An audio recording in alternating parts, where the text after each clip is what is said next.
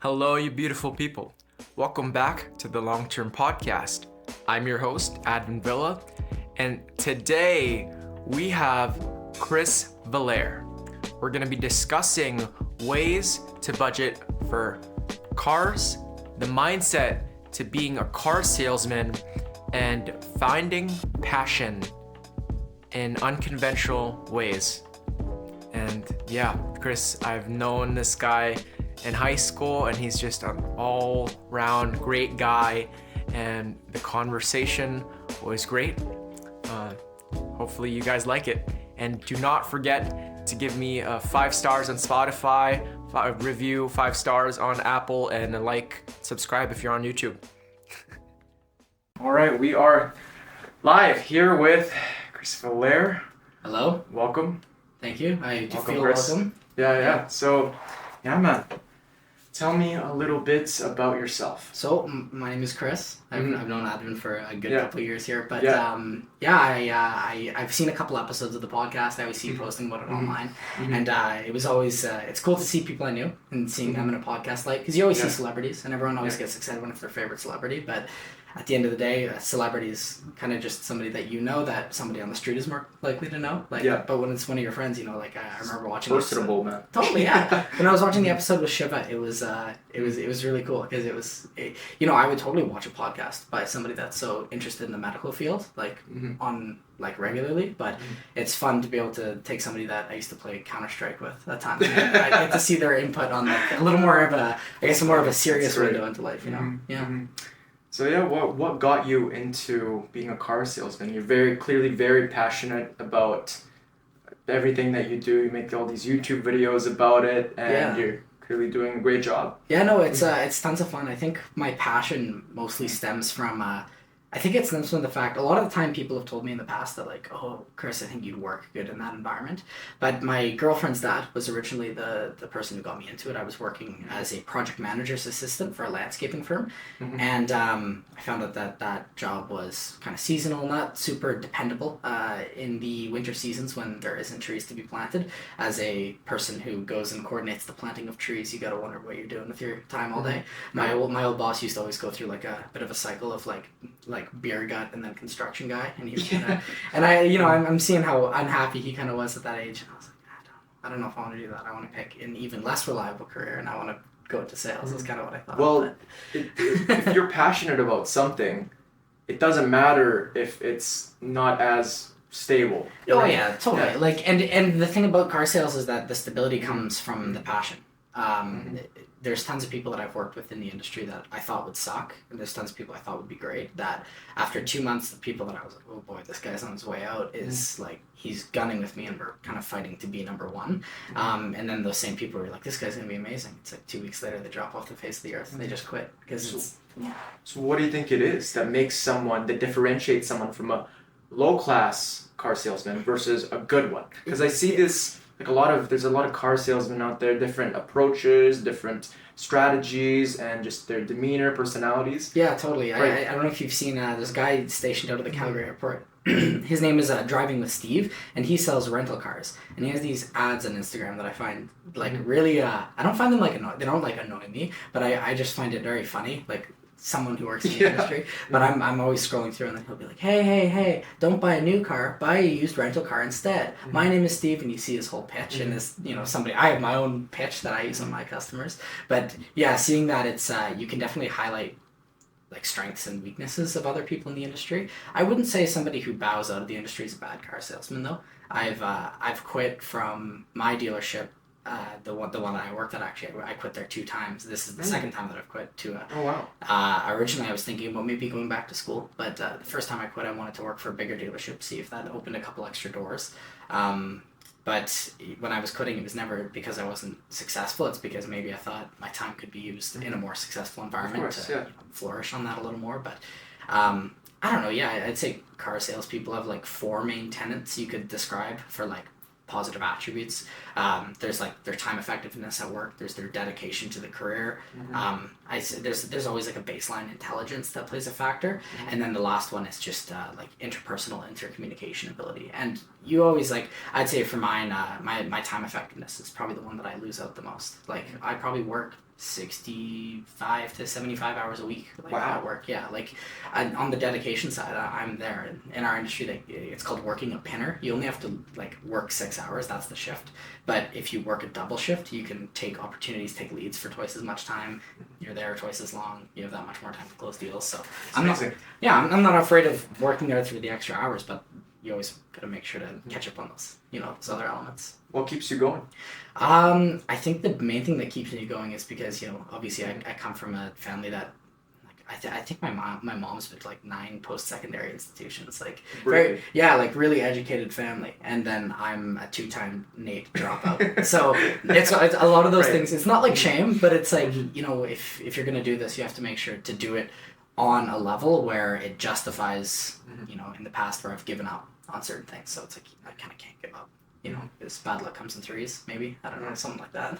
Well, you've clearly deviated away from being a car salesman multiple times. Yeah. And all those times you found out that it is for you. Yeah. That you do come back to it.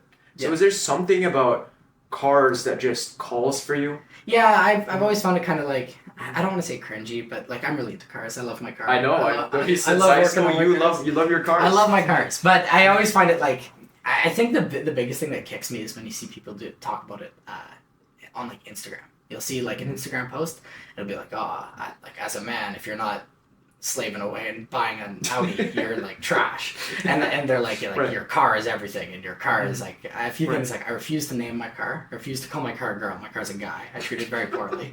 Like, it's just like I really don't suck into that. Like as a man, it's just me and my car. I don't suck into that culture a lot, but I do really like cars. I love automotive engineering and motorsport. Can you tell me a little bit about that culture? I mean, I've talked to car guys, and like you said, a lot of them name their cars. A lot of them are just very, very into the different parts and the different. Can you take me to the culture? I don't, yeah, and I just want to also preface, I don't think there's anything wrong with naming your car. It's a hobby. It's a thing people do. People name boats and planes and crap. People name cars. Yeah. I think it's just because, obviously usually it's a big part of somebody's net worth. It's a symbol of their freedom or whatever. So some people just really dive into it, and I'd say I'm just as suckered as the rest. I just, for some reason, the outward style of the car world, there's something about it for me that I'm like, yeah, I don't 100% want to follow on that train. But yeah, no, the car culture is interesting. It's nice. It's just, it feels there's always been a variety of different car people. There's the tune it in your own garage, build it from the ground up people. Some people just pay for a custom shop to do all the work that they want. So it's still their custom design.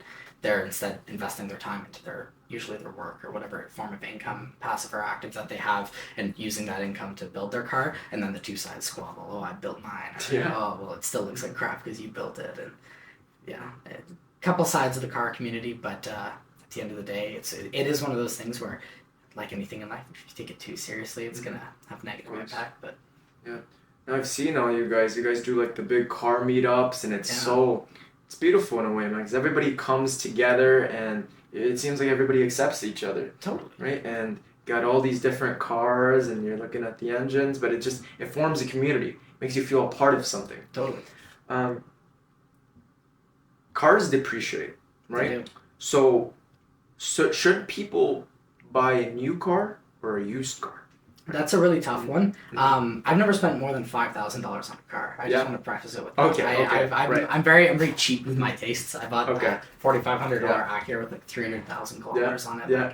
I do like nice cars, and like obviously at work every day I'm always driving like the newest model year of whatever vehicle I happen to be selling at the time. Like when I worked at Chevy, I gotta admit I've never wanted a truck before, but like the 3500 LTZ, it's like a $130,000 truck. It's got 6.2 dirty max diesel, and it's just it's a sick truck. Like you kind of fall in love with it. But also talking about a vehicle like that with $5,000 as a down payment, you're talking about $1,200 bi-weekly for 6, 7, 8 years. Like long time to be buried in that vehicle. And of course, what they say about depreciation, they say the second it leaves the lot, it loses half of its value. Right. That's not true anymore, because the used car market is just like when I worked at Nissan, a Nissan Rogue, if you bought a brand new Platinum Rogue top trim of our most best-selling vehicle, it's about $46,000. And if you went to a dealership and bought a 2-year-old used one, it'd be about $44,000. Wow. So a lot of people look at that and they say, 10,000 kilometers, it's not worth saving $2,000. Most people would say 100%.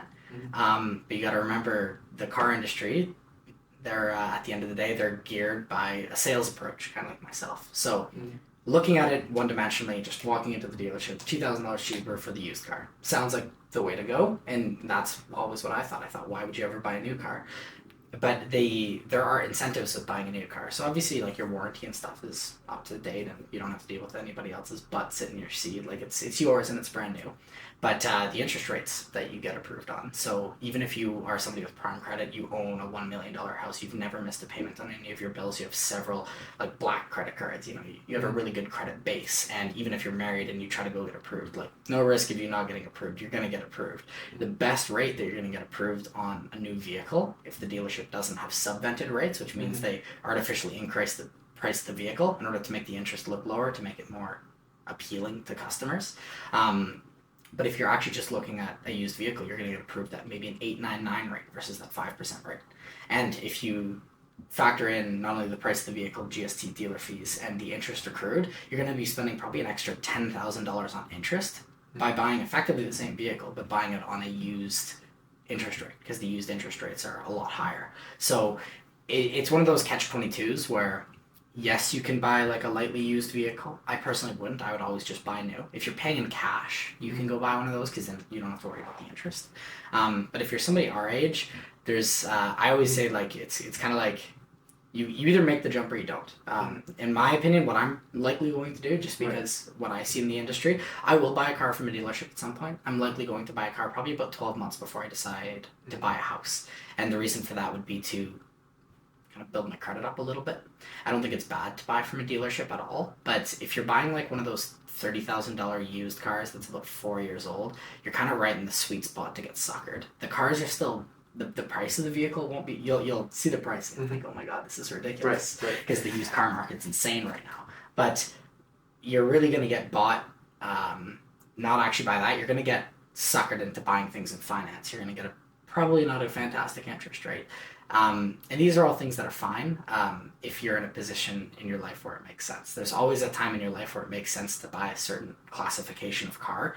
But if you're somebody like me, I still live with my parents. Or if you're renting out a small place and maybe you're paying $1,000 a month in rent, if your income isn't about $6,000 a month, I would just save for a little bit and buy a little ship box. That would be my recommendation. I would stay away from getting into a car payment. Especially, I know some people who go and they'll finance a 2018 BMW, and I'm not one of those people that'll hate on you for driving a BMW if that's what you want. Right. You work hard, it's your money. Go at it. You can build your credit by financing. There's benefits. But at the end of the day, if you're spending in excess of $1,000 a month and you still live with your parents, like me, I can't justify that. It just doesn't make sense, But it comes down to the individual person, and people don't trust salesmen a lot, but a lot of the time if you talk to them and you're being real, like if you're like, I would like to buy a car, but I need to buy the right one, they're going to give you solid advice. As a salesman, we don't actually make any more money by selling a more expensive or a cheaper car.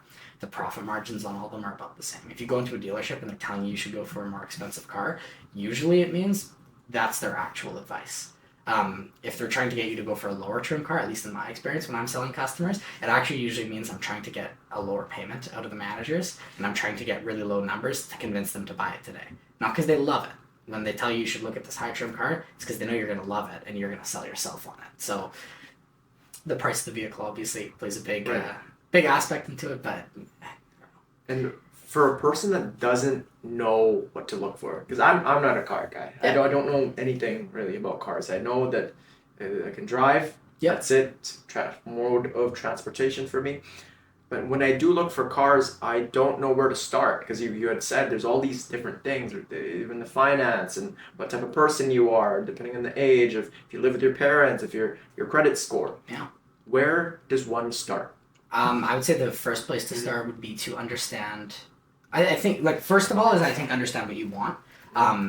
Which is funny. I was about to say start with your budget, but I'd say start with what you want. Because if you own a car, like I own my little 01 Prelude, it's a cheap little car. Right. Totally fine car to own. But right now, there's not something that I really want. So if I were to go into a dealership and let's say take a look at a new Honda Civic, like a 24 Civic, which is probably something that I would buy if I were to go and buy a commuter car. I'd go buy a Civic. That would be my preference. Mm-hmm. I'm not really like itching to get that Civic right now. So just based on that fact alone, I should not entertain the dealership process. Because if I go in and I go in with the attitude of I don't really want to buy it right now, I'm either going to have to lie to the dealership and tell them that, oh, I'm going home to go buy right now, in which case they're going to be blowing up your phone every single day. Like it's part of my job when a customer, even if they click one of those little things on the website that's like, oh, I want to see my credit. Automatically, your like internet data gets sent to my computer. If you enter in any personal info, I have access to all of that. That fast. It's instant. Like the second you say, I want to get approved for credit. My name is Jane Doe, and here's my email. How do you know that's reliable? Because there's all these different systems for credit scores. Totally, and credit is everyone. It's one of those things. I honestly, off the top of my head, I don't know my own credit score, and the reason I don't know my own credit score is because it's not like I'm like afraid to look at it. It's because it's not important to me right now. And credit is, because again, I'm not trying to finance anything. Obviously, I'm trying to make sure I'm not like, oh, sweet, 380, great, 382, that's fantastic. Like I'm not like that, but credit is, you can almost imagine it like plotted on a two-dimensional graph, and the height of the graph being the reliability in you paying off your credit card bills, and then the length of the graph, which is kind of an endless run, is the amount of credit you've been trusted with. So if you, let's say, have a $500 credit card and you've never missed a payment, and you go on your RBC app and it says you have a 782, and you're like fat, dumb, and happy, and you're like, hey, everything's great, I got a perfect credit score, I'm 20 years old. Yes, except for the fact that your graph, you're peaked out at, you're perfectly reliable, but you haven't been trusted with many things. Like in the dealership world, we would call that a no hit, meaning that you don't actually have any hits on your credit. Now, a hit doesn't mean a bad thing; it just means a bill paid or a bill missed. So that's a hit. Either of those can be a hit, and if you're a no hit credit, it just means the banks don't know anything about you. You know, don't have a credit card. That means you do, but you're not using it. Yes, yeah, you have a very poor credit history, and oddly enough, when you look at that graph where you want to draw your point, I would probably be somewhere along the range of I have 2 credit cards that are like $500. I don't have a lot of credit depth. I'm reliable at paying them off, but when the bank's looking at it, let's say if you're trying to finance something that's $30,000 really long, and you want to say I want to finance this thing, but the bank has never seen you finance anything that's even $2,000 or even have a credit card that's worth $5,000, the bank is going to look at that $30,000 expense and go, we know you've always paid them off to this point. Right. What you've been financing is like your lunch at Subway, but now you're financing like a depreciating asset. It becomes a lot more serious, obviously. And when the banks look at that, that's why buying a vehicle, in my opinion, even if the dollar numbers don't make sense, it's the same like if you were to invest in stocks or whatever. Even if on the surface, when you're making that initial investment, if the dollars numbers if you're not making an instant profit today, it's not a bad thing. And even if you do lose money, that Sentra, if you own it for 8 years and it's $30,000, it'll depreciate to the point where it's worth like $17,000. You'll lose probably $2,000 a year just on depreciation. Like somewhere in that, like if you own a vehicle that's like if you own a 2024 vehicle, it's about $40,000, and you own it for about 5 years, it'll probably be worth about $30,000. And the value that the dealership or a private buyer will give you will be less than that. Like you'll probably get $25,000 from a dealership they'll offer from a 5-year-old $40,000 vehicle. Like you do lose a lot of money, but your interest, the interest that you get approved on your next vehicle will be lower because you built your credit on the first one. A lot of people get stuck in the trap where they buy a $100,000 truck and they have a $20,000 credit card. And what you can do is you can go to the dealership and say, the truck is at 5%, the credit card's at 20%. Can you just up the price of the truck by $20,000? Give me $20,000 under the table to pay off my credit card, and my loan on the truck will be bigger. Like there's tons of games you can play in finance. And going back to what you were saying about like, how do you know what you look for? A big thing with dealerships also is that people don't know what they're going to look for. So if they go in and they say $300 biweekly, if you can do that, I'll buy the car. That's like music to my ears, because there's some way I can make that happen. I can either figure out how to get a down payment out of you, or I can stretch the term until the sun explodes. Like whatever it is, if you're focused on one variable, that's how at a dealership that you'll get put together. If you're focused on the one, like the price has to be this, they'll be like, great. we'll just make the price of the vehicle that, and then we'll add in all this blah blah blah blah blah. Luckily, the dealerships I work for, we've never had a problem. We've never been audited by AMVIC or anything like that, because there is in Alberta there's an organization, a body that keeps all the dealerships accountable. And you'll see it occasionally. Someone will be on CBC saying, "Oh, some Hyundai dealership screwed me," and whatever. But there's a legal body that's in place. And one of my managers that I used to work with at one of my older dealerships, and I won't say names, but did get carried out of the showroom in handcuffs at one point. Wow. Yeah, it never got charged with anything, but it's a bit of a show of force. They want to show us that it's like. But so like when people hear about that, right? That you lose a lot of customers. Yes. When you hear about that. You do, and the whole point is they do it in the middle of the showroom. I've had people arrested in my dealership before as customers, actually. Wow. On 2 occasions, the RCMP have showed up and arrested a customer, and they bring them quietly out the back because they're not trying to make a parade out of it. But when it's a manager at that dealership, they let everyone know that the manager's in big trouble. But it's always identity theft. That's always what they get balked on when the customers get arrested, because they're in the finance department and they go to pull something up, and then the managers go, "Uh-oh, something's not good," and they just give me one moment. They leave the room and they call the police, because it's at that moment that we realize someone's not who they say they are, or they have lied to us, and then we've submitted documents onto the banks on falsified information. And when those kind of things happen, it's illegal. It's identity theft. Does that happen a lot? No, it's never happened to one of my customers.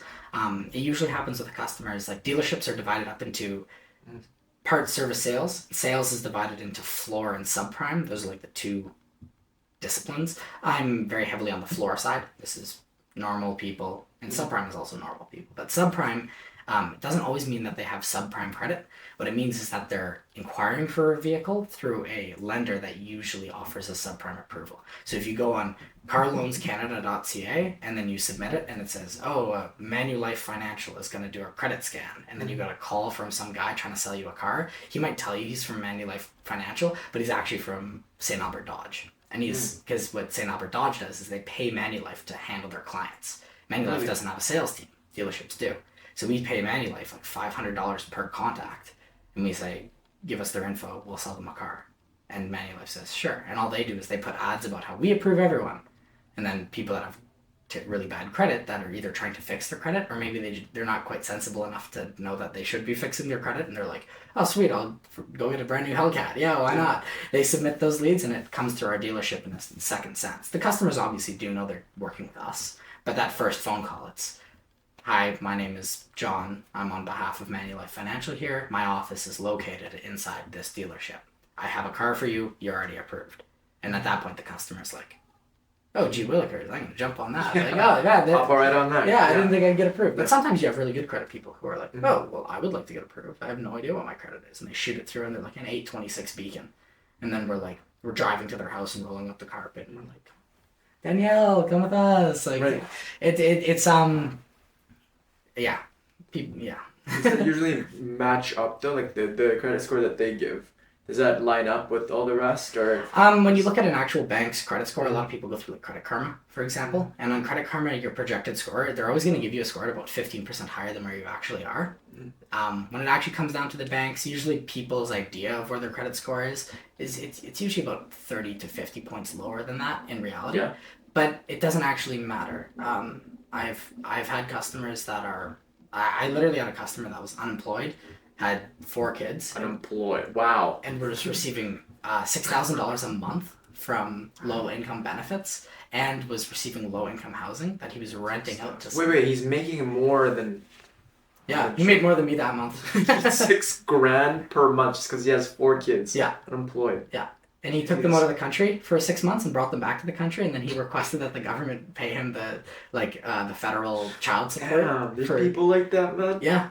He got a $24,000 check from the government because he took his kids out of the country for 6 months, and when he brought them back, he said, "I want to get back paid for that," and they gave him the money back. Yeah. Wow, he's played the system. Oh, he's played it hard. It's not even like some weird like story I saw in the news. Like, I was sitting there, this was a subprime customer, and I was sitting in my manager Levi's office. I was like, "It's real? Can you believe that?" And I look at I look at Bilal. I'm like, maybe I'm in the wrong line of work. That's what I was thinking. I was like, this is insane. I worked like 70 hours this week, and I'm making this on this guy. And he's like, "Well, it's been a bad month, Chris." I'm like, "I know, but still." I was like, "Jeez." like it's crazy. He's like, buddy, this guy wouldn't get out of bed for $6,000 a month. Like it's serious. But not mad at him. Of course. Hopefully he's a good father. He was a great guy. He was actually super nice, and he was like, okay. Like I got nothing against this guy. It's just one of those. I always bring it up because people are always like, oh yeah, people are bumming off the system. This guy's not really bumming off of it. He just knows what he's doing. He's got 4 kids. Yeah, and he's trying to feed his the kids. system. Yeah. Okay.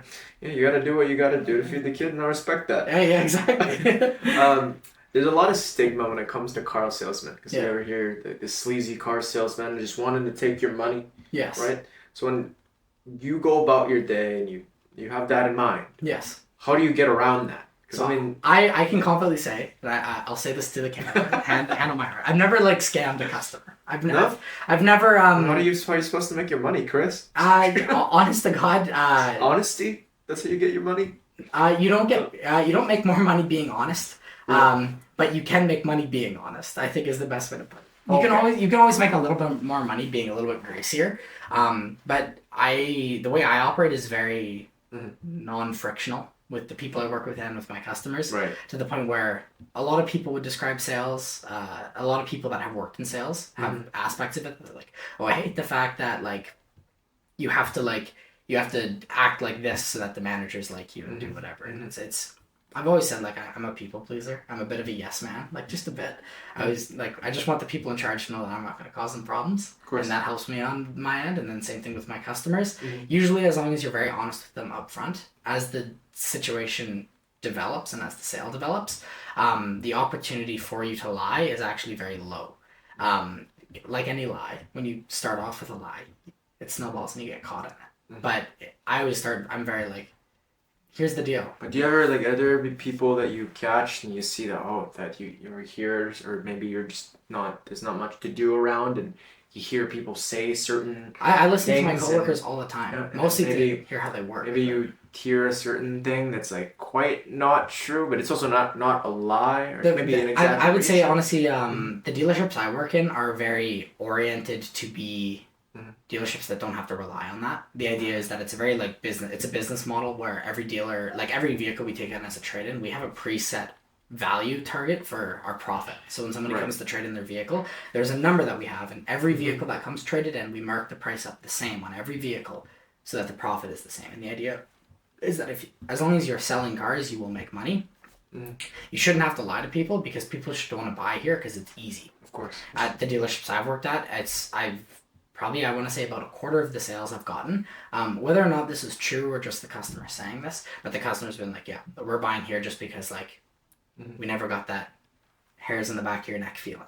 And a big part of my job is, yes, you want to be like, wow, look at the features and it's nice and you want to buy this.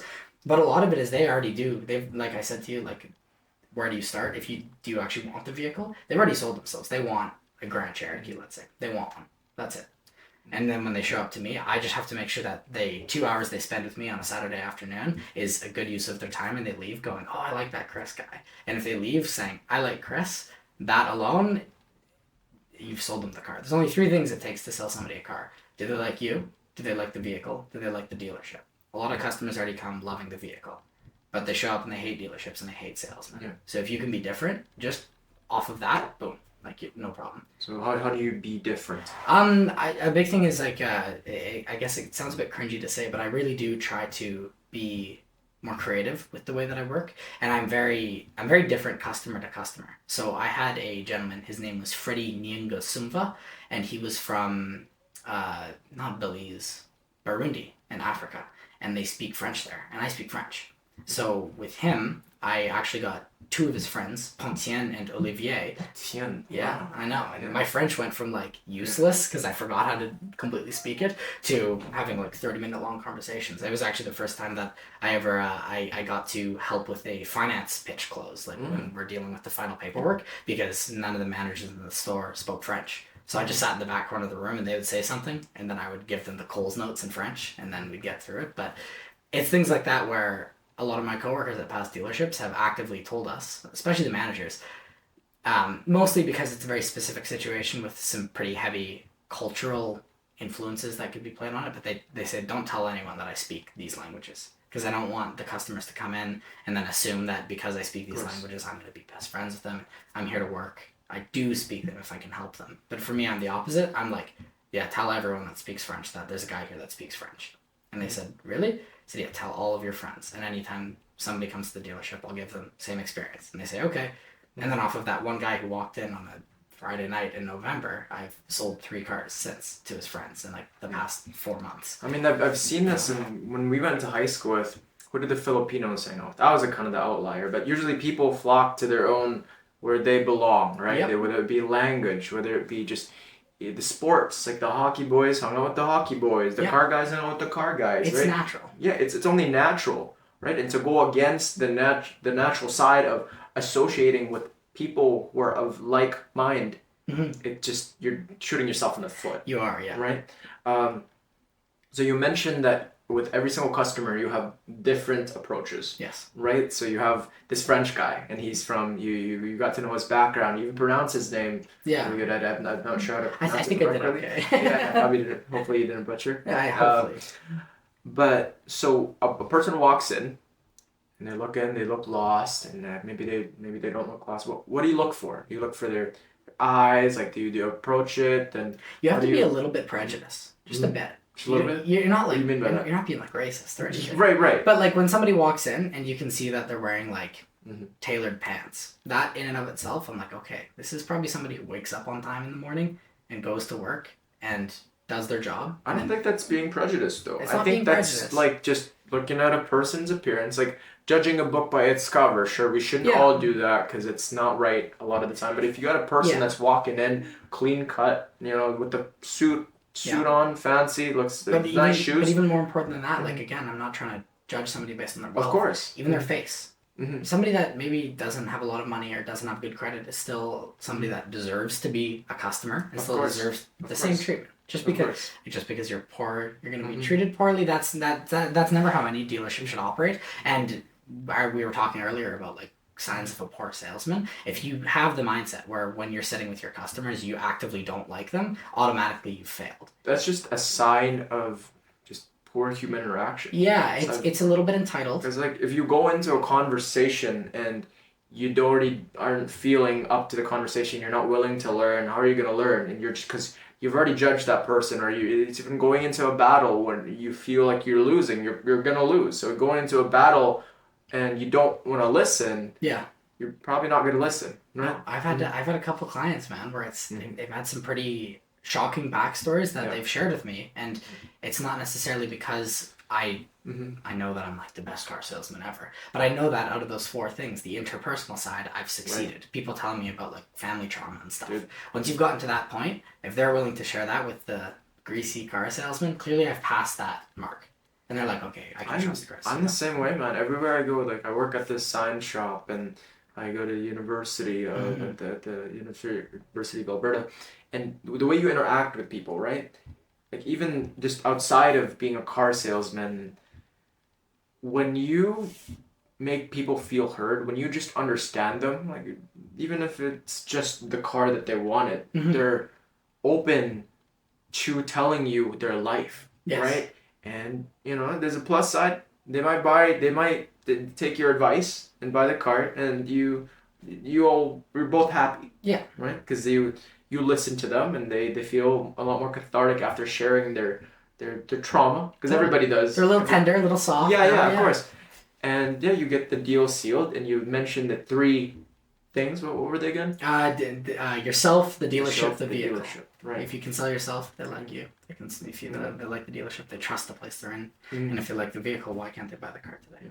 Do you find that people already have a preconceived thought of a car, like they're already dead set on? Oh man, it feels like people walk in, had like a lucid dream last night where they bought the car and they showed up and it's not exactly like that, and they're like, what the hell?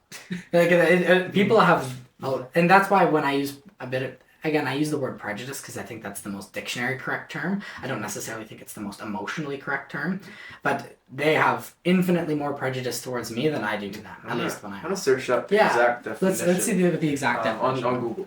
Let's see. Prejudice: preconceived opinion that is not based on reason or actual experience. Oh, well then I guess mine's Yeah, mine's it's kind of kinda- reasonable, so I wouldn't say it's... No, I don't know. I think I'm using the term right, but Preconceived opinion that is not based on reason or actual experience. No, you. if somebody walks in and they have a scowl on their face and you're like, this guy's a douche, that's not illogical. But still, It's it's still prejudice, though. And I think the big thing Yeah. for me is that you use that bit of prejudice when you sit down with them. But the sales process is divided up into kind of 5 steps. There's the greeting, the qualification, the demo, the write up, the deal. That's the pipeline they call it. So the greeting, somebody sits down. Hi, Advin. My name's Chris. Pleasure to meet you. Pleasure to work with you today. The qualification, as I say, you want a red car or a blue car? They say, I want a red car and I want big spinny wheels. And I say, great, big spinny wheels. Then the test drive is I go find the car and then we drive that big spinny red wheel car and they love it. And then it's the write-up. I say, is there anything other than the price or payment stopping you from buying it today? If we got the price you wanted, or are you happy? Like, are you ready to drive this thing home today? And they usually give you an objection, which is, yes, but. And then you say, okay, so if I could do the thing and that, you'd buy it? Yeah. And I go, well, I guess that's all I wanted. I say, I know, it's all you want, buy the car. And every step through there, you have to get rid of all of the past prejudice that you had. So in the greeting, when you kind of line them up, you see the attitude that they're in, you see if they have family with them. You give an analysis based on how they talk to you, how their eyes change when they're looking at you versus when they're looking at your manager when you introduce them. You also probe them a little bit. You say, oh yeah, ex-manager, he's a great guy, eh? And then sometimes the customer will say, I don't know, you seem like you didn't like me. In which case, sometimes I have had managers that didn't like the customers. In which case, I gotta be like, oh no, they're just like that. And then I go to the manager's office and that guy's a dick. Yeah. They're all like that. I really don't get caught up in that, but that's why you have to probe, because you have to find out, just as much as you're trying to convince them to buy the car off of you, you're also trying to convince them that the manager and the dealership is a nice place. And you're also trying to convince the manager that they should lower the price a little to make the customer happier. So you have to close the manager, you have to close the customer on the manager, you have to close the customer on the car, on yourself. A lot of it is just like making people feel happy, and it feels like there's a lot of variables that are stopping that from happening. Someone comes and they want to look at a car and somebody else has the keys checked out and they took it for a test drive. I gotta keep this customer happy, but he's here and he works at 4 and the car has to be here right now because we have to test drive it now because he said he could come back tomorrow. And the last thing you want is for some 22-year-old kid, if you're a 45-year-old guy trying to buy a $100,000 truck, some 22-year-old kid that didn't remember to take the keys out of the machine before he showed up for the appointment you booked a week ago, and now he's wasting the one free afternoon that you have all week. Well, he's not going to buy from you. You're not a serious person. Of course. But if everything's perfect and no, it's okay, Mr. Customer, I'll be right back and I get you something to drink, coffee, water, tea, pop. Makes them feel like you know what you're doing. And if they feel like you know what you're doing and you come out and say, this is the best I can do for the price, they're a lot more inclined to believe that. But if you're just kind of like wishy-washy and you're all over the place and you need to keep on asking for help and you're like flustered and you can't get your sentences together, they're gonna pick up on that immediately, and then they're gonna be like, okay. Clearly, you've put in a lot of effort into the craft. You have all these codes and conducts, and even built up you put in your own meaning to prejudice. And all the words, they have their own meaning, and we use language, and it's constantly evolving, right? We kind of have every single word that we use. It's important to us, and we have the meaning associated, and that's how we use it. Absolutely. Right. And you seem like a positive guy. And you don't mean it in like a negative term. No, God. Yeah, of course not. And so you put in all this work, right? And clearly you've mastered your craft in your own way, still continuing to learn every single day. I'm very still not even a passionate year in the industry. Yeah, of course. Yeah. So on the days where you've done your very best, but the customer is just negative and everything's just going wrong and deal's not going right, and even prior to that, it's just a lot of other external forces, and you're bogged down. How do you go about that? It's very tough. Because it's like the quarter that I just had was my best quarter ever. Last month I had, I delivered 14 cars, which is huge for me. What was the average for a car salesman? It's tough. In my dealership, the average is probably about 6, maybe 6 or 7. But every deal that you send to finance to get approved, the industry standard is half of them don't get approved. So I got 28 people in a 30-day period to agree to buy a car, and out of that, 14 of them actually took the cars off of the dealership lot. But what that means is that in a 30-day period, pretty much every single day, you have to have somebody that walks in and agrees to buy a car. And when you work at a dealership with 11 salespeople that only on average sells 4 to 5 cars a day, you have to somehow make sure you're always on the deal board. It's true, yeah. Like I had even though in that 3 month period I hit 30 cars in 3 months, which is like the quarterly bonus you get. So you get an extra. Typically, I get paid 25% of the profit. That's how my pay works, and I don't get a base wage, so it's entirely off commission. You don't get per hour. No. I get 25% of the profit plus performance bonuses. And luckily, at my last dealership, I was consistently number 1 or number 2 for that 3 month stretch. Are you allowed to disclose which dealership you're? Yeah, I used to work at. I worked at Northside Nissan. That's where I was working before. Okay. Yeah. So. Is that in Edmonton? Yeah, Northside Edmonton, right up by the Henday. It's on 50th Street and Manning. Okay. So and then you're starting a new job on the south side, down in Windermere at the Jeep Dodge Chrysler dealership. Yeah. Oh wow. Yeah. What caused the switch? Honestly, I needed to take some time off of Northside Nissan. There was some politics and some communication mishaps about whether or not I was going to receive a promotion. I was in the talks to become one of the next managers there, and after just a bit of disagreements in between a couple of the different staff, we had a lot of management changes. It turned out they picked somebody else. He's very capable, more capable than I am. Like I'm mature enough to admit that I probably wasn't ready for it. You're still young. You just started. Yeah, totally. Yeah, I wanted to do it anyways. I wanted to like make manager in under a year. That was kind of like a bit of a goal that I had. But I'm not upset. Like I'm not downtrodden that it didn't happen because since all my other managers that used to work at Nissan moved to this new dealership, after they found out that I didn't get the promotion, I was like, I'm gonna take some time. I think I'm gonna go back to school. I got a call on Friday afternoon, like 2 Fridays ago, from my old manager Ben, who he's like my mentor in the industry. He's taught me probably the most I know. I've had a lot of really good mentors, and I still do. My old sales manager Chad, I'm getting him back. He's taught me pretty much everything that I know in regards to how to pitch like numbers to a customer. All these different people I've picked up on multiple ends, but when I got a call from them and they said, hey, do you want to come work with us? It'll be your old GM, your old GSM, all your old finance managers, your old sales manager, your old internet managers, like the people that know you, they already know they can trust you. Like it would be a good place for you to grow. And not to mention it's a very, very nice dealership. Like when I went to go tour it for the first time, I was blown away. It's a 3-story building, and there's car elevators and cars parked on both levels. Half of the dealership is like Jeep, Chrysler, Ram. Half the dealership is just Dodge and Ram. Half the side is like Jeep, Chrysler. But like the staff room looks like an Earl's. It's like marble countertops, and they've got like gas stoves. Oh, and nice. Stuff. It's like that's awesome. Heated underground parkade for the staff. It's a lot better. I was parking beside the LRT rails, and someone lit a fire beside my car last summer. Oh yeah. Yeah. When I worked at Northside Nissan, an unhoused gentleman lit a small brush fire. An unhoused gentleman. Okay. Yes. Okay. Yeah. Behind the dealership. Right. Yeah, and it burned a hole in the fence on the same stall where I parked my car that morning. Wow. Yeah, I was at work. I looked around. Terrifying. Yeah, no one was in the dealership. The sales managers were gone. There was no customers. I think it cause like I'm smelling it. It's like smoke, and then this like cloud rolls through the lot. Yeah. Go back. What the hell? All the sales guys with their suit jackets are beating this fire away from the car lot. That's quite the sight. Yeah, it's nice to be away from 50th Street in the newer dealership. It's just it's a bit of a cleaner part of the city, you know.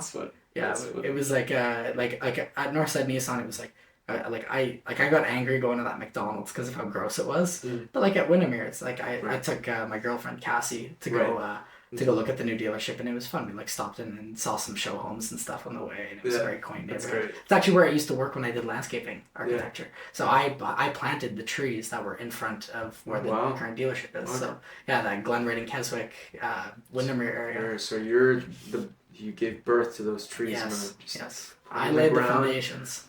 I'll remember that. I know, they should put a bench up there. They should. Well, statue. You mentioned that there are all these mentors in your life. They've taught you certain things, like probably the communication, right? And how to present yourself.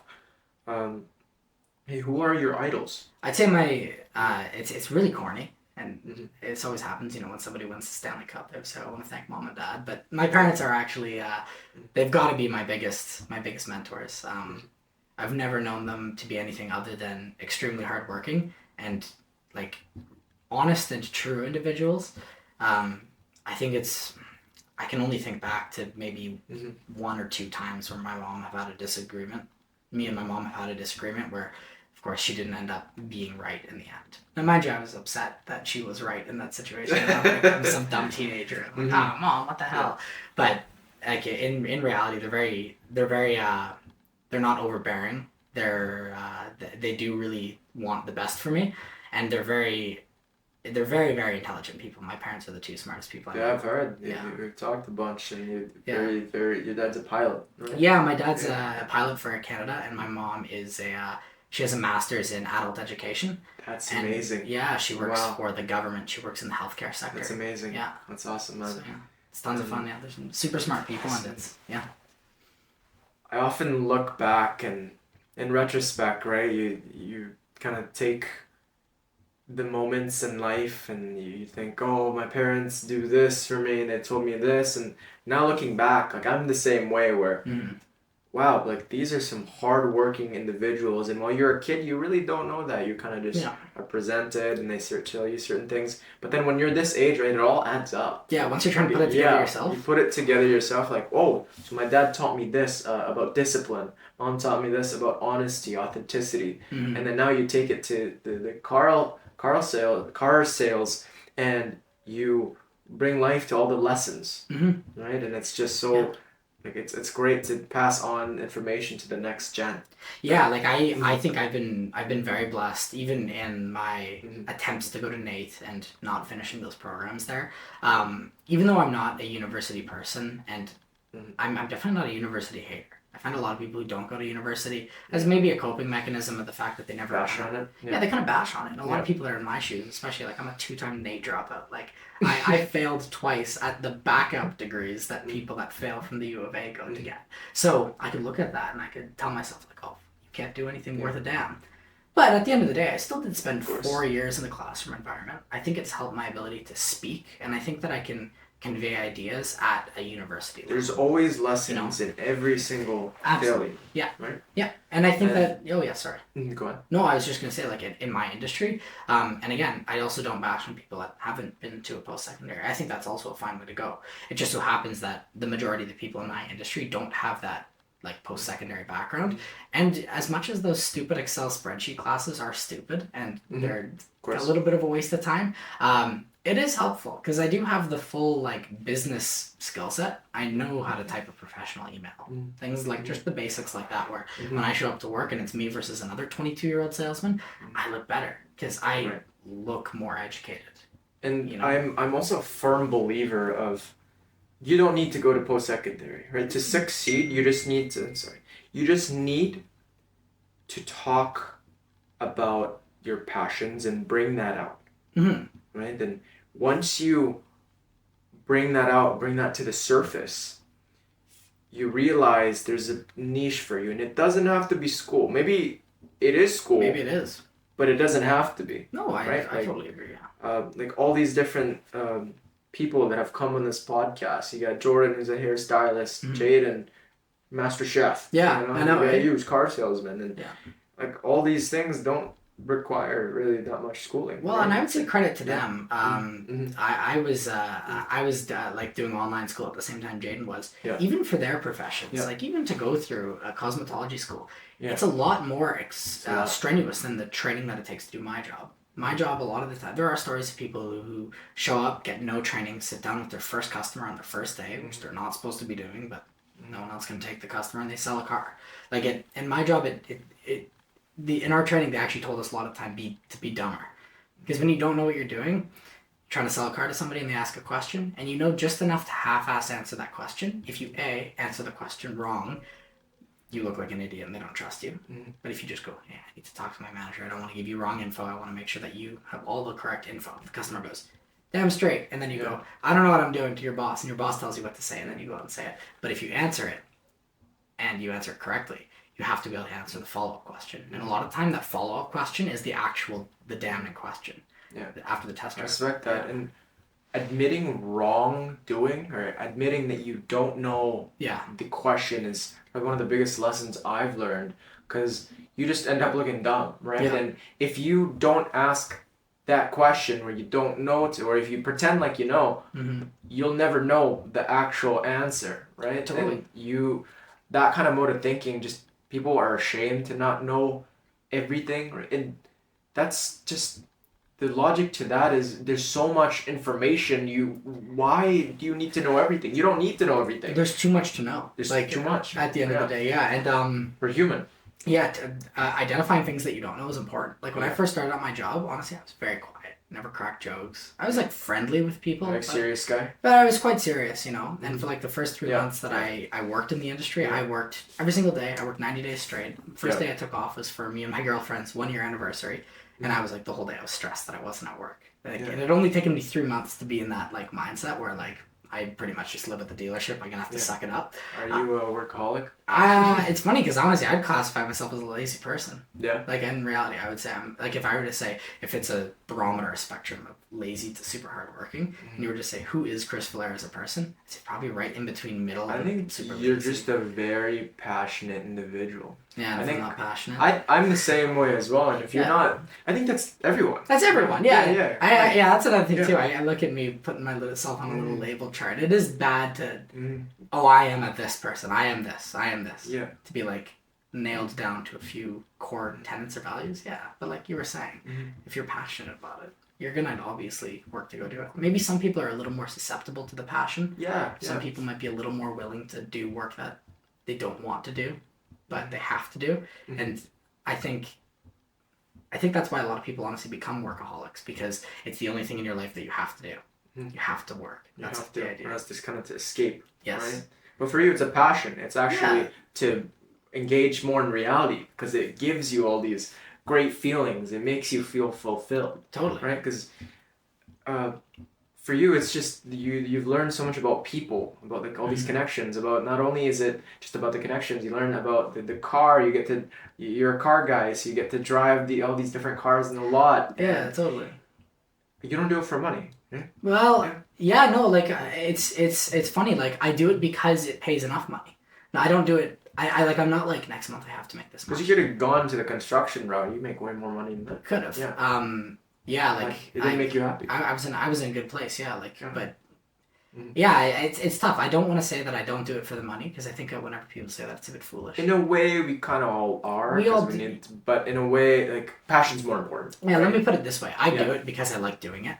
I do it instead of just working the 50 hours a week that I'm supposed to. The reason I work 70, that extra aspect is because if I work those extra hours, I will make enough money where it's worth it to work 70 hours a week. Right. I don't want to work the car salesman job. Even if you do work the minimum schedule, still sucks. You still only get 2 days off every 2 weeks. Yeah. So in a given month, in a given month, I expect to take 1 to 2 days off in a 30-day month, and that's what I've been doing for the past 10 or 11 months. Is an average of 1 to 2 days off per month, and even when you aren't working the crazy pinners and the crazy hours, you still have to minimum be there for at least 26 days a month.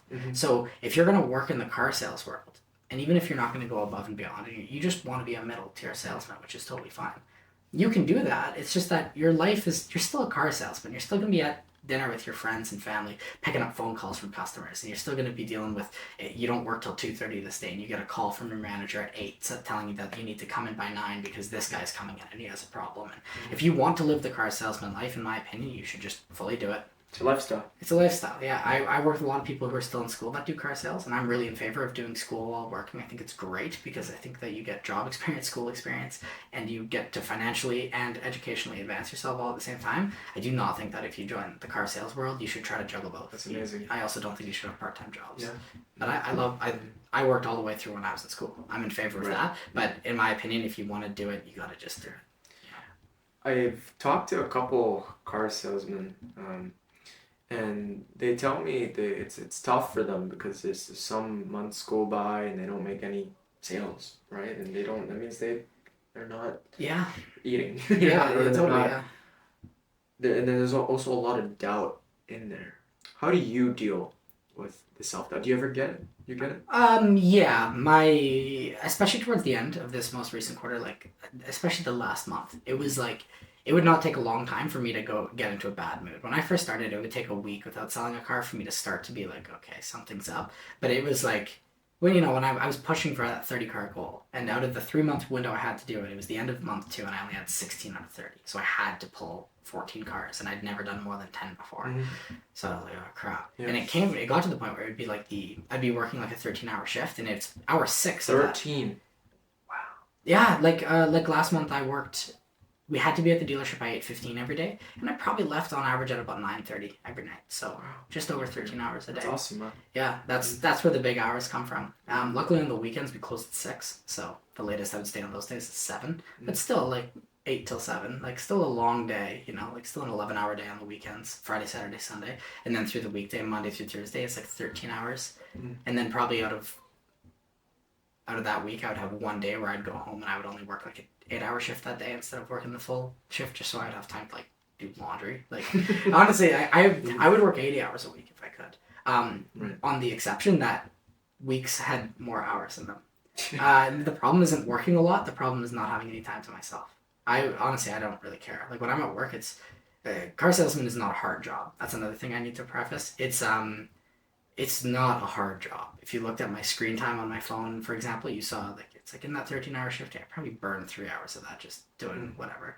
And sorry if this isn't super PG, but in the industry we call it like dog fucking, is when you're like doing that. It's like you screw the pooch. That's another expression people say. We just call it dog fucking, and that's what it means where you're just like you're not doing work. You're just chatting with the other people. But sometimes it's strategic. Sometimes you're like I've actively had like managers where I'm not on super good terms with them, and I will actively invest like 5 hours a week of just chilling with them, doing things that they specifically time. Yeah, building that relationship and it's paid off. It's because then when all the other managers leave and I'm left with one or two of my old ones, and those are ones that I used to maybe not get along with super great, but I've harnessed that relationship. I remember when Jess, my finance manager, moved to Windermere.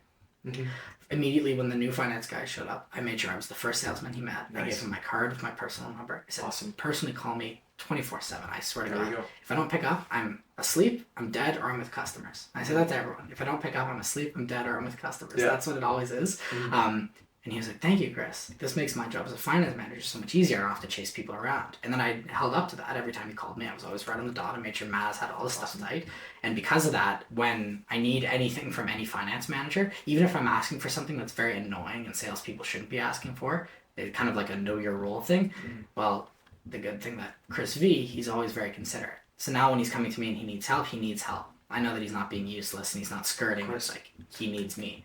And, you know, that's why you're there for other people. That's why you build that relationship. So a part of the day is literally dealing with the fact that you're in a room with people that a lot of these people in the dealership don't have an education, are very hardworking people, are very intrinsically and extrinsically motivated by a lot of different factors from very different walks of life. And they, a lot of the dealerships are emotional. They're not corporate and clean cut. We don't have an HR department. That doesn't just mean people are like bullies to each other. But what it does mean is that like things are handled very very like family-esque. There will be a minor little screaming match. There's no kind of mediator. There's no mediator. Yeah. It's like the boss walks in and he's like, this is how it goes. Right. And whatever. Then like sometimes it'll come together where it's a thing where I was like, oh, if I was in that guy's shoes, I'd probably feel a little picked on right now. That's probably not good. Yeah. But the good thing is that there's always a steady tiller. When it's a crap day and everyone's like all frazzled and we can't sell a car and the salespeople are all over the place and the lot looks like crap, there's at least somebody that can come in and be the voice of reason. And I don't mind working that environment. I don't mind if I honestly like when I worked at Save on Foods, it was a lot of that like, well, the manager's not in today, so we can't do it. No, we can't. Sales, it's a lot more like you call the guy who owns the dealership, like the CEO of the company has an office in the dealership, and you call him when he's at home, and you're like Bob or Dakota, like we have a problem, and this is the problem, and this is what we need to get this deal down the road. This is what we need to prevent us losing profit on this deal. Or we actually have a lot of deals, and people never believe this. The dealerships, I'd say about 5% of the deals we kick out, 5 to 20, depending on the dealership, the cars are sold at a negative profit. We actually lose money on them. Wow. And it's just because it's a business. Sometimes you lose, sometimes you win. But the good thing is, since there's always a mediator, someone in there, there's always somebody that can just walk in and say, yeah, just take this deal. We're going to lose $1,000, whatever. You don't need to get it approved through an accounting department and get like forms. And there is somebody who's just in charge. It means there's a high turnover rate for those people because it's a very stressful position once you step to sales manager or GSM, general sales manager, or to the GM role, because you have a lot of just say and you're like 1 or 2 point make this decision. Could it on average like a GM will make decisions in a day that will about $30,000 to $50,000 of profit will be under the gun in a big dealership. When the GM is making decisions, they'll say, should we take this deal, should we take this trade, like how many vehicles should we buy, what if we buy too many of this? Like even Northside Nissan, which was not a small dealership, but a medium-sized dealership. We probably had about $1.5 million of inventory on the lot, you know. And if you have one guy that's managing that, that's a lot of weight to have on him. A lot of stress. A lot of stress, yeah. But the thing that I like about the environment is that at least there's somebody there who is the official guy that deals with the stress. Because usually they're there on merit, and they're like Brandon, my GSM, is just like, he's just a titan. He's smart and charismatic. Like, Awesome. Like he's like the ultimate car salesman. He's ripped. He's got this blonde faux hawk, and he's just like always smiling. Like he just always looks like this. Like everything he'll be talking to you, and you'll be telling him like the worst news he's heard all week, and he's like, "It's okay. Like we're gonna fix it. How do you think we should fix this?" And he like talks to you like that. See, one of those guys that like just whenever they talk, it sounds like they're about to rip in a laugh. Yeah. Like, no, and he always does. Yeah, like I was listening to a podcast, and I think it was David Blaine, the magician. Oh yeah, David Blaine. He sounds like he's so excited when he's talking about magic. Yeah. He sounds like he's about to laugh. Like for all the things he's saying, because he's so, especially when it's about magic. Yeah. And this guy's just clearly passionate about the job too, and very ecstatic and he's just like brimming with passion and joy about what he's doing, and that's this Brandon guy. It's the same. Like you'll be talking to him about like personal problems you may have or whatever. Because in the dealership world, they're kind of like your doctors too. They're like, "How's home life been?" Your managers also, because they know that they're working you to the bone. So it happens a lot where salespeople have a bad month. And a lot of them like get into drugs and stuff, and they just. So the managers are often quite trained to deal with people that they notice. They're like, "Oh my god, this guy's on a cocaine bender." You have to be a people's person. Yeah, you do. Person, yeah. And Brandon will say that he'll be like, so like yeah, it's like you'll be talking to somebody about like a serious problem that they're like mortified about. Brandon will be like, "It's okay, man. I did that all the time. I got fired 3 times in my first year." And he'll like just tell you that he's not above you or better than you. He's just someone who's been there longer. And the way that he conveys himself in that aspect, I really like. It's easy to respect him, and when he does turn it, and he's like, "Chris, you have to do this." I'm like, okay, he never pulls the authority card. So now that he's pulling the authority card, like I'm going to listen, and it always works out well. And when you have leaders like that have the ability to just bam bam like call the shots, do whatever they want, and they're also people you can personally and professionally trust. It's like, ooh, it's a good combo. It's good to have those horses in your stable, you know? Yeah, lots of good leaders have that. They won't enforce that they're in an authority position unless they're tested and they need to assert balance and they need to screw you into the right way. Because there's a lot of leaders that kind of just do it for authority. Yeah. Right? They just do it to feel powerful. But good leaders put you in the right direction, the right path, because they care. Absolutely. You know, this guy sounds like he knows what he's doing. He does. And he cares. And he's the mentor of Ben. Like Ben is his protege officially, and I'm Ben's protege. So he's like passed down information. Exactly, yeah. And like Ben, for example, who's my mentor, I would say. Beautiful. He doesn't let me call him boss.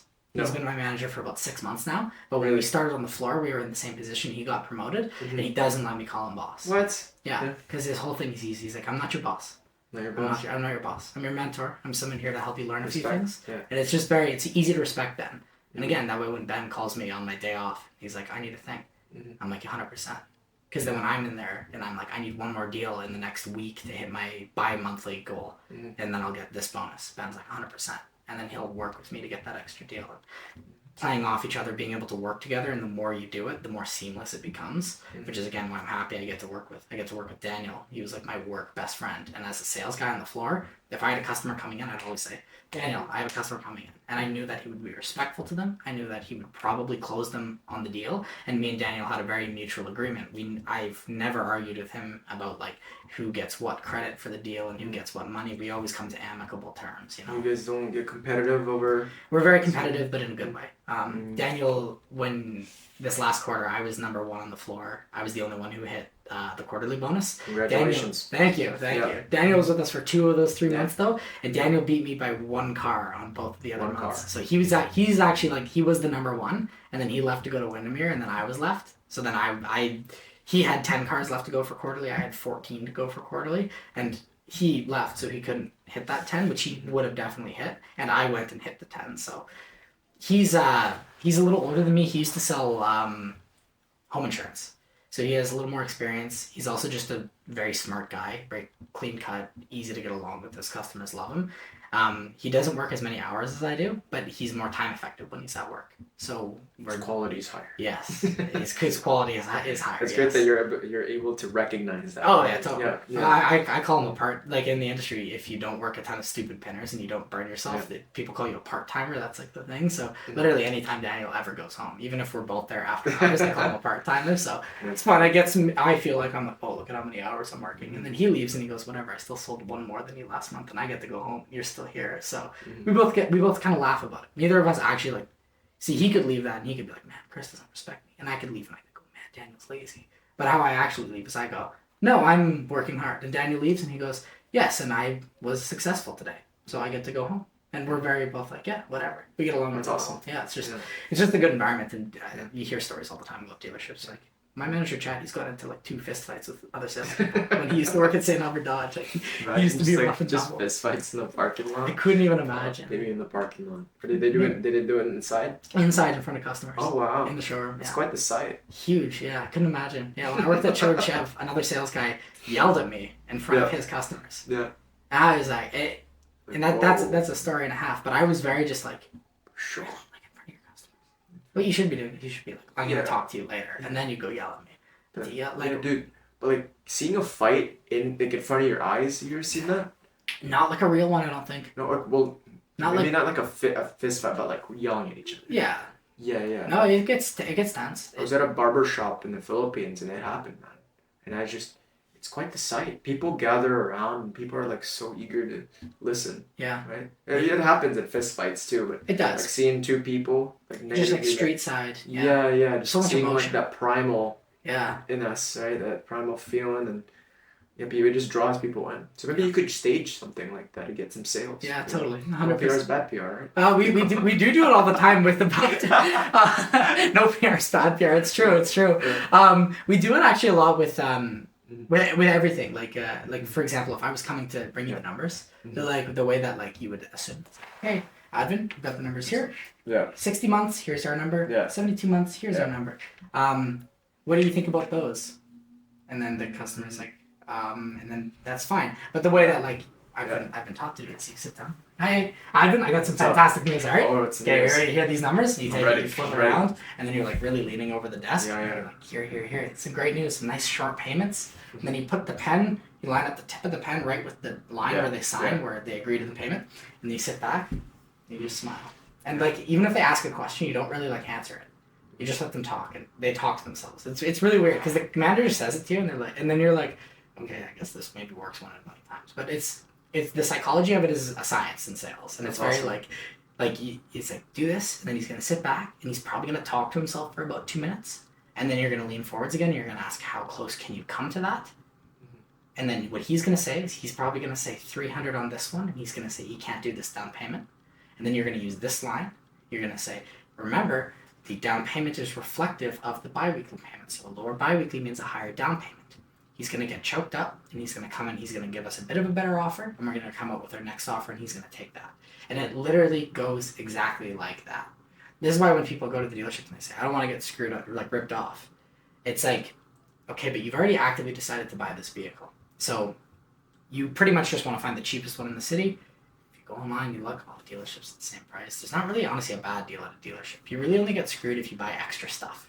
If you buy their floor mats and their winter packages and their warranties, that's when you really get screwed. We had a lady with a little Ford SUV that has 3,000 kilometers on it. She tried to turn it into us. And with all the stuff she bought in finance, the MSRP on this car is about 35 grand, but with all the taxes and stuff, like $65,000 that she owed on this little Ford vehicle. And our value that we could give her was $29,000. So if she gave us her car, she'd have to pay that without a car, and she'd have to buy a new one. Yeah, she'd have to buy a new one, and that $30,000 that she didn't end up paying off is going to get added to the new car as negative equity. So if she goes and buys a $60,000 Pathfinder, that's now a $90,000 Pathfinder, which means that she's owning a Nissan. Terrible. We're talking about a Nissan that you're paying $2,000 a month for a Nissan. It's not good. For a person that wants to get into being a car salesman, what advice would you give them? It's actually like today Today. No, I'm just Right kidding. now. Today is a really good time to do it, especially if you're somebody that's kind of our age, and especially if you're somebody that's a university student.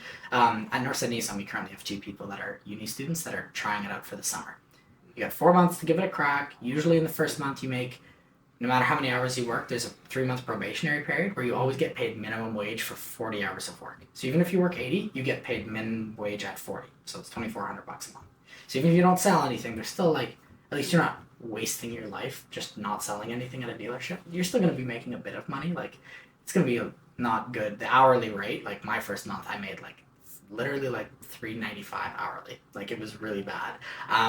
But by the second month, I had broken that minimum wage ceiling, and by the third month, I was making in the mid to high 4,000s. If you're willing to stick to it, if you're actually passionate about it, yeah, you'll do good. I was thinking about going back to school last September too, but I was successful to the point where by my second full month in the dealership, I was fighting for second place on the sales team. And I was like, oh man, I'm gonna be kind of good at this. Maybe I should keep doing this. And it's that doubt, man. Yeah. You gotta fight it. I gotta fight it, yeah. And then immediately after I decided not to go back to school, I went from like second highest at the dealership. I quit there. I went to Awesome. work at Sherwood Chev. That's awesome. And at Sherwood Chev, I failed for like a month and a half straight. Just sucked. Just couldn't sell it. But it's that failure, man. Yeah. That's how you get formed. Yeah, it was That's tough. Going every day from like seeing myself in the top contenders to every single day when I got that sales stats email and my name is at the bottom of a 32 name you're list. like, I tried my best, sweat, blood, and tears, and it's still not enough. And you're just questioning yourself. Totally. Is this the right place? Is this the right thing for me? And then all these things go in your head, but you're so clearly passionate about it that you're just not willing to give up. Yeah, totally. Yeah, because when I left Sherwood Chev, it was a bit of a I got fired. It was a bit of a I quit. It was one of those like the days leading up to it. My manager and I were talking about me no longer working there. One of those things. It wasn't very surprising. But within 45 minutes of me not working at Chev, I went back to North Sydney Sun. Good for you. They hired me right away because they loved working with me and they saw a lot of potential. Do what's best for you. Let's take a little break. Do you still have time to Absolutely. do somewhere? Let's take a little break and then when we get back, talk about philosophy. Yeah, sure. Yeah, I'd love to. Yeah, sure. That'd be a good part two. Little ending for philosophy. Yeah. All right, we are back, and I want to talk about your philosophy on life. I mean, you clearly have found your passion, and no matter how many times you've failed, no matter how many times you've doubted yourself and gone through all these things, debacles and dilemmas at the dealership and not like seeing your name at the bottom of the list. Yeah. You didn't give up, right? Totally. And it's not like I'm impervious to giving up. I think it's something a lot of strong people, I think they lean into this, but maybe should lean into it more. I think it was very hard for me to give up because of the people I have in my life. I think appreciation is a big thing for me. I always wish I was a little more appreciative. I think I'm pretty good at that, though. I'm not a super religious person, but I definitely thank God more than I ask for help from God. Like, I think on that standpoint, like, Gratitude. Gratitude. Yeah, that's a big thing. I think I'm a grateful person. But there's a lot of times in my life where, I don't know how well I would have made out if I didn't have people like my family, like me and my little brother, Dude, everyone. Yeah, totally. Like he's great. He's an ABJ. I think he's in grade 9 or 10 right now. You were telling me about your brother last time I talked. That you said he's a very mature guy. Yeah. And he knows what he wants. No, he's like a man now. Yeah. And it's like he knows more than about certain things than I do now that I didn't think that he would. For instance, he's like super into clones. He knows way more about fragrances than I ever would. Olfactory bulbs are just superior. They're superior. Yeah, they're better. I've said it as a joke before, but I'm like the beta version of Simon. Not like beta, like isn't beta and alpha. Beta isn't like beta isn't pre-release. Like the pre-release version. Like my parents are obviously I think they're trying to have good kids, but I really feel like there's a lot of things that Simon does that I see it in myself too, that like there's a lot of positive things I see in Simon, I guess, that are also positive things I see in myself. But there are some negative things that I see in myself that I don't see a hint of in him. And I'm very happy about, obviously, as an older brother, It's amazing. I'm happy with how much, even just like on the small side, how we get along so well. And like in times when I am feeling very downtrodden, one good thing is that there's always somebody in my household who has my back. I've never gotten in an argument with my brother once when we were about Wow. when we were 3 years old, I think, or when he was 3 years old, and I was at the time 11. We were like, pulling on something. My mom looked at us and said, "You two are not allowed to fight. You two are going to be best friends until the day you die, and you're going to be the only friends that you have at that age. So figure out how to like each other now, or it's going to be really, really awkward trying to figure out how to like each other when you're 40." I said, "Okay, yes, Mom." You just make it work. Yeah. And then Simon at that age was like, "Okay, yes, Mom." And I never do things to antagonize him. He never does things to antagonize me. Like, I live in the basement of our house, and Simon won't even enter the basement floor without, like, knocking. And, It's respectful. "Hey, Chris, can I come down there?" Like, he's very, very respectful of my space, and he's also very intelligent. Like, Simon is going to grow up to be he's a 150 IQ kid. And I'm not just saying that, like, isn't like, "Man, my little Betty is the smartest pumpkin in the patch." Not biased. No, I'm like seriously, Simon is a very intelligent kid, like honors roll in school. He's with a good group of kids that he's hanging out right now. That's like, amazing. His crowd That's is awesome. good. I'm so happy to hear Yeah, that. and also just like he's a very sensitive individual with a very good soul, but not sensitive as in he can't take it. He can, like, he's tough, but he's also very emotionally attuned with people. Like, you can tell he picks up on a lot. That's awesome. Like, the grown-ups will be talking and someone will make a comment and it'll be like the 40, 50-year-olds, and you can tell that there was a topic that was maybe skirted around, and you can see it in Simon's eyes. He knows there's something that wasn't said because he was there, and he knows that. And just that fact alone, like, he can't, even at, like, by the time he was 8, I couldn't pretend he was dumb, like, "Oh, Chris, what are you doing?" Like, I just have to, like, I'd have to just, like, tell him how it is, because I couldn't be like, "Oh yeah, we're just like if when he was really little and we'd go get ice cream, me and my friends, and I didn't want to, not because I didn't want Simon to see it, because I didn't want him to feel bad that we didn't get him any, but I was on my bicycle and I had a paper route. I didn't have money to be buying everyone ice cream, but I still didn't want him to feel bad that he didn't have any ice cream, so we'd kind of lie to him and sneak our ice cream. Me and my friends would sneak our ice cream downstairs. But even then, I could tell that even at like 5 years old, he would still, like, he's like, He was in tune. I was like, "Yeah, he's bullshitting me." This probably stemmed from, you mentioned there's always someone in your family that is there for you. Mhm. So maybe it's your dad, it's Simon. Simon, Simon, your mom. These people, when you go through bad times, right, you seek them for advice. Absolutely. You seek them for inspiration, for help. Now, what type of things have your parents taught you guys? Because Simon probably wouldn't end up like this if the parents were treating Simon, right? And you wouldn't end up this resilient, this hardworking, and this grateful if your parents didn't instill it in you. Yeah, I think a big aspect, and I know in the past we've talked about, like, Stoicism as an element of, like, philosophical discussion. I think a big element of that is that, like, no matter what you're doing, just get through it. That kind of side. And I know that's obviously a very thin window to look at an idea like Stoicism through. It's hard to condense it down into one aspect. But I would say that my parents, in their heart of hearts, embody that ideology a lot. My dad never complains about anything that's worth complaining about. And yet, just to let the viewers know, Yes. Let me adjust that. Stoicism is just the belief that in life, if things happen to you, but it's within your control, right? It's within your control to be able to get back up and keep fighting. Yeah, like, a good way to put it would be like, what you don't have control over a lot of things in life. What you do have control over is how you respond to the things you don't have control over. There's a very famous speech given by U.S. Secretary of Defense after 9/11, and the speech was mocked by the media, but I actually really like the way that he puts this. But he was saying that there's a lot of unknown things that have happened. We have this big problem, and he said that there are known knowns. So we know that we are the United States, and we know that we were just hit with a terrorist attack. There are known unknowns. So we know that this terrorist attack just happened, and we know that there's a group out there in this region that caused that attack, and then we have unknown unknowns. There are things that we don't know that we don't even know yet. And he was mocked in the press as a secretary sat up and said, "So if we were this, then would that be an unknown known?" And they were, like, laughing at him. Right. But the way he said it was actually very well said, in which in life I have, like, look at my day tomorrow, for example. the known is that I'm going to start at that new dealership. I'm going to go start that new job.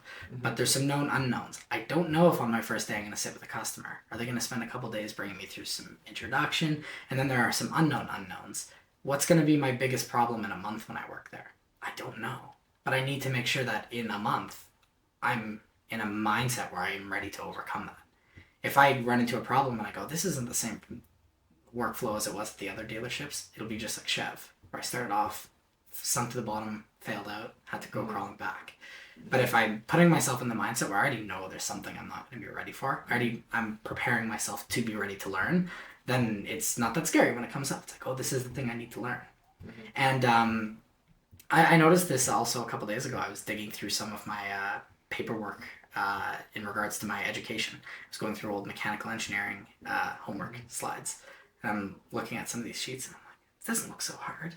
Yeah. But at the time, when that was the big insurmountable bad guy in my life, and I felt like that was the world to you. Yeah, it was the world, and I felt like I couldn't fail. Shoulders. I couldn't bring myself to, like, I was not a hard-working student, though, you know? Like, I did, like, the bare minimum homework, and I just... Because you weren't passionate about it. I wasn't passionate about it, yeah. So, but looking at it now that I've had a little bit of adversity and been able to overcome that and see that overcoming adversity is, it's a constant thing.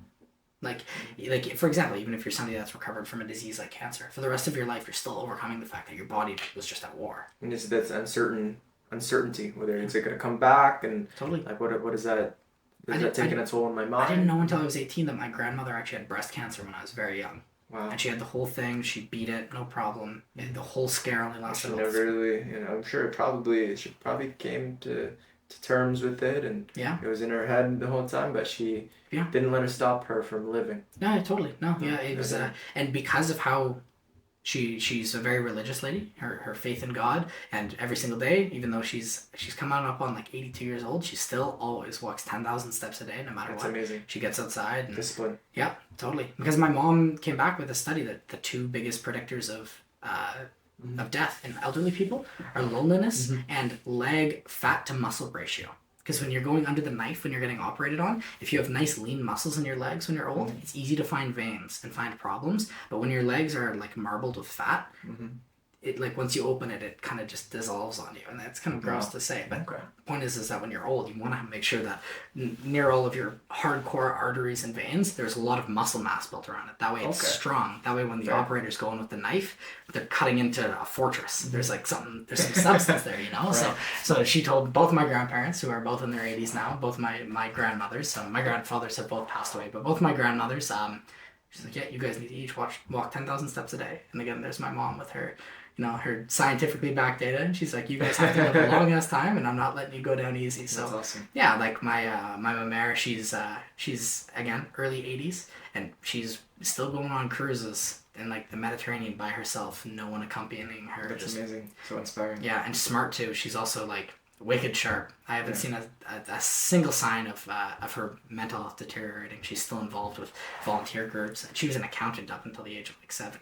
There seems to be a pattern in your family where you got all these people who go through debilitating issues, and you guys just don't give up. You guys just don't. Yeah, I hope to. And you said your dad kind of embodies the Stoicism life, where he remains like stoic amidst the adversity, right? Absolutely. And he does it for his family, and you guys are together. Yeah. What's the secret to that? Like, I mean, there's a lot of people out there who struggle with connecting with other people, even their own family. Yeah. Right. So many households out there, like the divorce rates are what, like 56%. I was listening to this divorce attorney. The people fighting all the time, and it's just, what's the secret to having a good brotherhood, or being a good son? What's It's a simple 3-step answer. I don't know. I'm too young. I don't have. You were gonna say the card thing. I know, I was trying to play all of that. No, I don't actually know, and I think someone at my age would be foolish to say that I know all the answers. But what I can say is, I think in general people want to actually. And this is a bit of like maybe a bit of a weird opinion that I have. I think a lot of people want to have tension in their life. I think a lot of people look for it. I feel like it's needed. Like, yeah, you always need like a bit. You need some spice. when my body doesn't feel any tension, like when I'm at peace, like the times where I'm at peace, I can only be in that peace for so long where I look for problems, you know? Like if it's not something about my leg, because I do a lot of work, running, and I'll look for some insecurities, or I'll look for maybe something in the past. There's always something wrong. But we work towards it. There's always something wrong, right? It's about how you get back from it and how you approach it. And there's always going to be a problem every single day. Whether it be, okay, you're tired. That's a problem. Okay, yeah, you know what? That's a really good way of putting it. Yeah, like you do need adversity. However, I feel like some people choose their adversity in the wrong ways. Not too the victim mentality. Yes, and right. it's honestly it's even maybe a little more complicated than that on the victim mentality. Like it's the victim mentality, but I think a lot of people take solace in the certainty of having a problem. There's something very uncertain if your life is perfect. Like if everything is 100% good to go and your relationships are perfect, your job is awesome, you have money saved. Something's bound to be wrong. Yeah, you can only go down. Same thing when you're at rock bottom, you can only go up. Yeah. You can also only go down. So then it comes to the point where mentally as humans, if you're gonna go back to how our like primitive brains work, if everything's fine right now, and especially maybe this is a little bit more of like a traditionally biologically male standpoint to have, but if you're like, I'm like the man of my own life and I've got all my ducks in a row. Yeah. There's a threat. Who's gonna hurt my ducks? So I know people that are in what I see as like really positive, really like flourishing relationships, and I see them like make comments, small comments, and they're like kind of backstabs on each other, or they'll complain the way that another one does something, and obviously I don't know the back end of how their relationship operates, but what I do know shows chinks in their armor though. It does, and it shows chinks in their armor that, in my opinion, are kind of non-existent. In my opinion, and I actually had this conversation with my girlfriend yesterday, I would never. The conversation was about how like people talk about their significant others, and I'm really against the culture of like, I'm a 50-year-old man and my bitch wife's making me mow the lawn. I don't like that too. I hate that. I have this one coworker, and he just doesn't talk good about his wife or his kids, and it's like it says something about him. And all the kids are uni graduates, and and the wife is success. They're successful, but then you hear about the way that this husband, this father talks about his family. It's like, do you love your kids? I find that so sad. Yeah. I find that just... It's like if you started a new job and immediately you're gossiping with your coworkers about somebody else. It's like, I can't believe you're willing to say that about somebody. Yeah. And like, you just met me. So what are you going to say about me? Exactly. When you're bad-mouthing your wife and kids, and they're good people. Exactly. Like, the only perspective I have of them is you, and you're only talking negative about them, but based on the hardline facts. That's true. So what's wrong with you? Exactly. And then that's what I start to think. That's a great... Yeah, and I feel like a lot of people, they do that. They like put themselves in a mindset where they want it. I've seen it happen with parents before, where it feels like they want to highlight things that their kids are doing. They're wrong. almost wanting something to be wrong. Yeah, they can't look at when in reality there is a lot of positivity in a person's life, and if you look, you'll find that this child that's constantly giving you a headache, or this wife who's never doing it right. Yeah.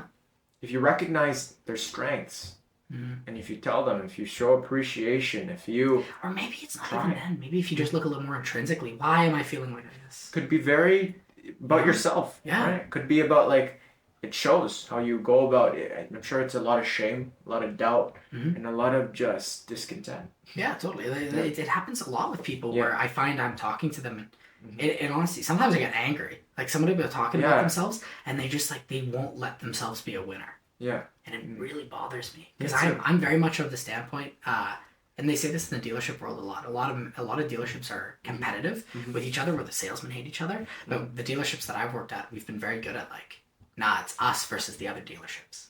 We're in a dealer group of 9 dealerships. We want our Nissan to be number 1. So I could sit there and I could be like, oh, I'm number 1 on my dealership. I don't have to worry. My bills are paid. I'm happy. Like whatever. But it's okay, great. I'm number 1 right now, but I'm not number 1 in the group. There's more number 1s to be got. What about the new guys? The new guys, I'm talking to them, and a couple of them are like, oh yeah, Chris, I want you to be a manager someday so that I can work with you. and they like me. And Bobby, one of the new guys we started with at Nissan, I had my best day ever. I sold 6 cars in one day. That's awesome. I'd never sold more than 2 before, so this was like the most flukish day ever. Like, wow. I think it's actually a dealership record. Like, no one at the dealership has ever had a 6 deal day. We've had a couple of 4s awesome. and 5s, but good for you. It was just the day before all of our internet servers were down, and I had all these customers that were right on the edge of being ready to buy. Yeah. The next day starts up, and I didn't even my internet manager makes a phone call while I'm in the morning sales meeting. I'm like barely woken up. It's like, Chris, we got you one. And then I go out and I get the second one, and by the time I'm done with the second one, my manager's on the phone with the third one, and then the third one's closed. And Bobby, this new guy, is like, holy crap, look at this guy go. But really, it was luck, and I could have been like, oh yeah, Bobby, it's easy up here at the top. But truth be told, I didn't sell a car a single time in the 5 days leading up to that. Yeah. But it's one of those things where I like having the new guy see me be successful, see me and understand that I'm capable. He doesn't have to think that I'm God. But I like to be able to be like, no, this is what you can do once you know what you're doing. If you just watch how I do things and do it. If you just keep persisting. Yeah, and I gotta going back. And even though I don't work there anymore, I've gotten a couple of phone calls from the new guys. Bobby called me the other day. He's gonna hit bonus faster than I hit bonus, and he might be the fastest anyone's ever hit. He's just no. The last question I'd like to ask you is, for a person that is lost in life and they don't know what they want to do.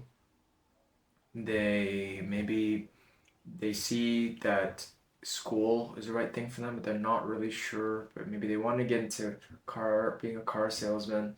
Just in general, how would you advise a person that is struggling to find a deep passion, right, in life, and maybe they just... it's tough. Yeah. Because I honestly told myself I'd never work in a dealership. Really? Yeah, I told myself that a couple times, right? And I hated dealerships. I'd never spent a penny at a dealership until I worked there, and then it's the only time I've ever had someone who wasn't me work on my car.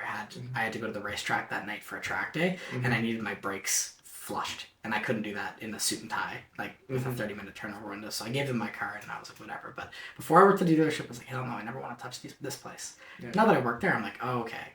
They're not actually scummy, it's just cars are expensive. And people aren't willing to admit that. Like a lot of the time, that's what it is. You sit down and people are like, Jesus Christ, that's the payment? Are you like scamming me? And I'm like, no. Bring them into the manager's office. We're not making any money. This is... And customers just like, geez, Louise. But I never liked dealerships. I never trusted them, but I ended up working for one.